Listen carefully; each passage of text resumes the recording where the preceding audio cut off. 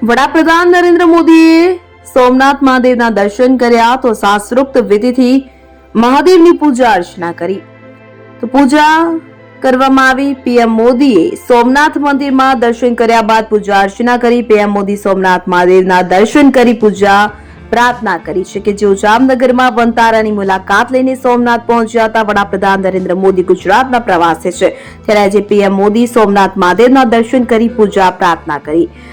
જામનગરના વનતારાની મુલાકાત લઈને સોમનાથ પહોંચ્યા હતા। જો કે હવે જેઓ સોમનાથના દર્શન કરીને સાસણગીરની મુલાકાત લેશે। પીએમ મોદી વન વિભાગ આયોજિત કોન્ફરન્સમાં હાજરી આપશે। પ્રધાનમંત્રી મોદી સાસણગીર જશે કે જ્યાં વન વિભાગ આયોજિત કોન્ફરન્સમાં હાજરી આપશે। ત્યારબાદ સાસણગીર ખાતે આવેલા સિંહ સદનમાં રાત્રિ રોકાણ કરશે। જો કે 3 માર્ચે સાસણગીર ખાતે જંગલ સફારીની મુલાકાત લેશે કે જ્યાં સવારે 6 વાગ્યાથી 9 વાગ્યા સુધી રોકાશે।